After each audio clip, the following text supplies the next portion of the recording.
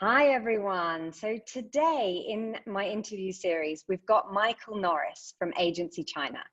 Michael and his team spend a lot of time conducting fieldwork across China, observing firsthand consumer behavior. And I thought he was a really interesting person to have on to talk about some of the latest consumer trends in beauty. So welcome, Michael. Thanks very much for having me, Ali, and a special hello to your audience. Thank you. So I think let's kick it off with sort of the first question, which is with recent research and of course the macro economic situation that we're in, have you seen any particularly interesting shifts with female consumers looking to buy specifically international brands in China? So I think our international clients continue to be inspired by the level of total beauty. So this idea that it's not just skincare, that it also extends to what you eat. Interesting work quite recently around exercise and even some dietary supplements. So this idea that it extends across all these different interventions, let's call them, all the way to your sort of little gadgets and gizmos, and something we did quite regularly on temperature testing. So the idea of little miniature fridges that you pop your different serums and your different different nutraceuticals into to make sure that they're in tip-top shape. So I think clients are very encouraged by that. This idea that beauty as a phenomenon, the edges of it just keep extending. And so that's something that continues to inspire and cause pause for thought. And the second thing that I think is interesting is that this factor, the mask factor, continues.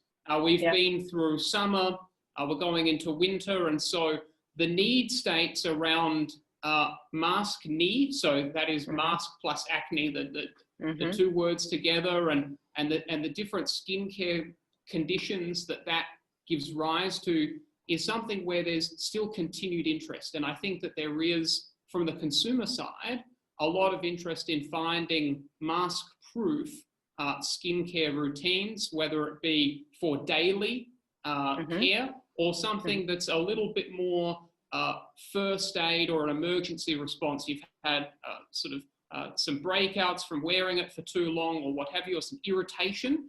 And the ability to be able to come in and solve that is highly prized by consumers at this point in time.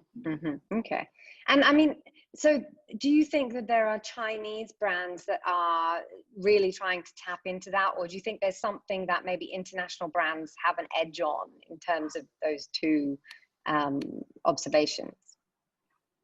I think this is an area where efficacy matters, and irrespective of whether it's a local brand or whether it's an imported brand, the efficacy will do the talking. And so I think that that's probably the primary consideration.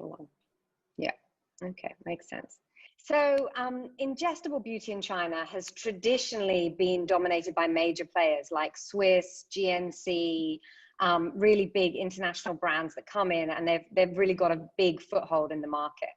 But recently I've seen more niche brands, both Chinese brands, but then international niche brands coming in and with more innovative formats, different offerings. And I sort of wanted to get your take on that and whether there was anything interesting that you've seen on the research side.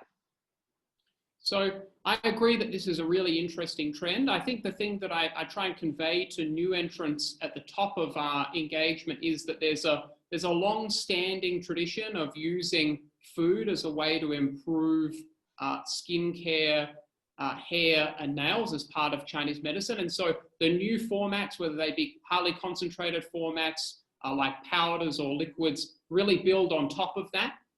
I do think that this is one of the areas where when you get in or when the consumer gets into it, there is some expanding choice that causes maybe some level of consternation or confusion at first, but once they really get into the category, then that confusion melts away, and it's really an excitement around discovery of new possibilities and a discovery of more effective formulations. And so again, highly pragmatic nature of beauty consumers looking at efficacy. And so I do think that smaller brands can stand out. And I think this is one of the areas as well, as you mentioned, with some of the new entrants that are coming in. I mean, some Japanese and Korean brands that have come into the market.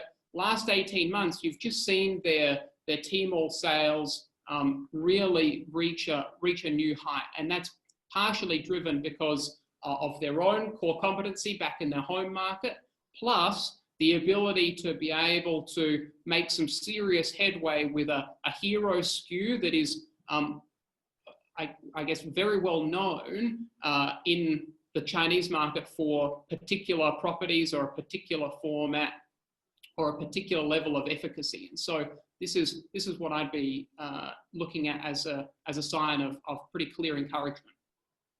Yes, and from some research that I've read, a lot of younger consumers coming into the category, you know, post 95s, 90s, 95s, really interested in different formats. Gummies are becoming quite popular. You know, there's lots of different formats that people are looking at. So yeah, I think that's an interesting space if brands are playing in that.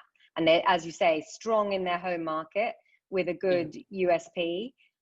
Then I think there's definitely potential. And I think it's something that Tmall's obviously encouraging as well, with the numbers of brands coming on to Tmall in the supplement space. There's been a lot in the last sort of 12 months.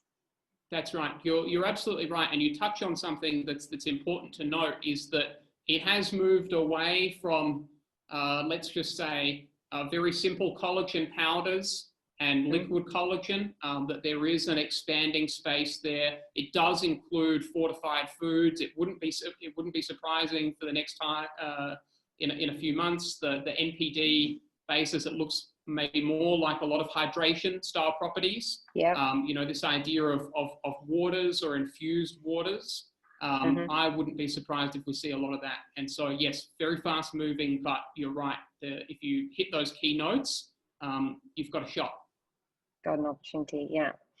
And then the other thing that I thought was really interesting to chat to you about was male skincare in China, because it's something that both skincare and makeup actually is something that we've seen a lot. There've been, you know, a year and a half ago, there was already quite a lot of discussion about it, but it's obviously evolved. And I know that's something that you're particularly interested in the moment, potentially doing a new research project. So I sort of wanted to get your take on what's the latest with that and how has that evolved? That's quite right. So we're also really excited about the male beauty category generally. I mean, everybody has seen the statistics growing faster than female beauty. We've got a number of different drivers of this. So everyone's got that basic insight. The key now is entry, and if you're already here, continued execution. And so what's exciting, I think, about the male consumer set is the different requirements in terms of assortment. So the idea that packages, bundles is perhaps the dominant form of purchasing online. I do think that it's an open question in terms of what those bundles contain. I don't think that all the brands have got that quite right yet. I also think as well in terms of the packaging, that if you look at and really spend time with these consumers, you'll find that guys like a minimum of fuss. And so what that means, I think, from a format perspective is actually bigger formats and being able to be distinctive with larger formats rather than something that's quite small and you have to replenish often. And then speaking of the replenish question, you know, there might be some interesting pieces of innovation that we can do around that, whether it's something on the mobile device or something even a little bit more low tech, like a replenish button, a little bit like one of those Amazon Dash buttons. I do think that there is the opportunity to do lots of different things in this space, but what that's predicated on is really understanding the consumer and understanding some of the things that I've talked about now, as well as the jump. When do you go from basic cleansing to higher requirements for hydration to something a little bit more sophisticated again? Understanding those jumps is going to be really critical, especially as more players come into the market, and the emphasis will be on differentiation and differentiated competition.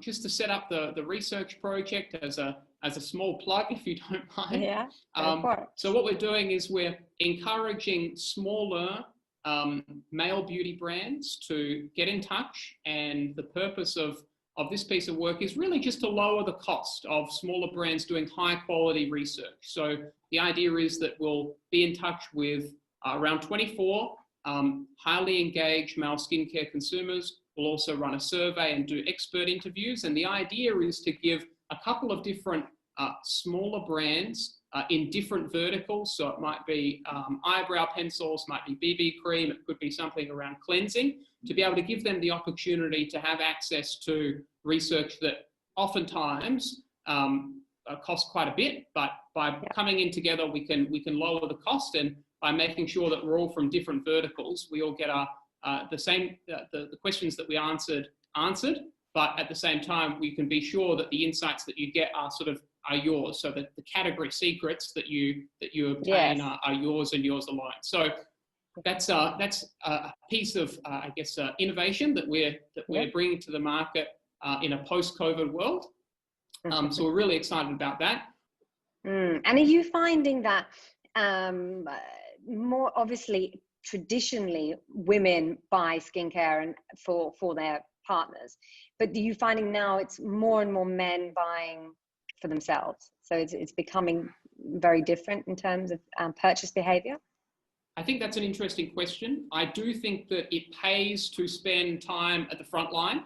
So talking to, whether it's through yourself internally or whether it's through a TP, the customer service reps, what sort of inquiry volume are you getting around, is this suitable for male consumers?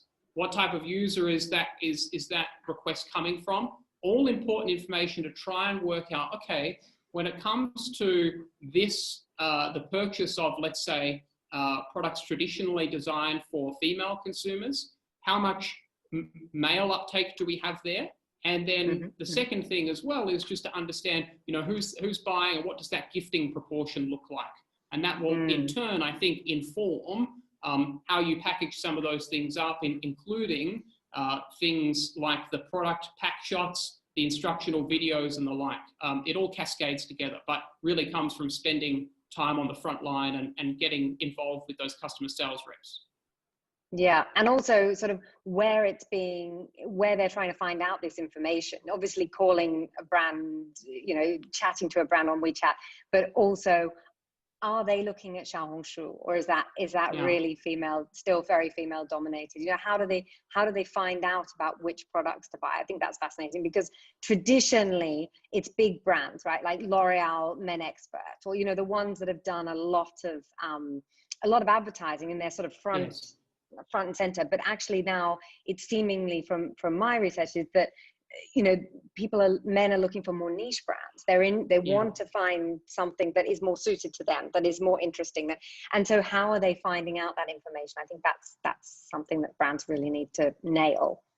That's right. Those touch points, and especially when that touch point of the storefront is removed for a lot of the guys, instead you're sort of behind a screen, and it's a test and learn proposition. As the product comes to your door in an e-commerce parcel, in those situations, those touch points become key. And you're quite right. There are specific male need states that perhaps haven't quite been fully addressed yet. The exercise heavy, lots of sweat. What does that mean?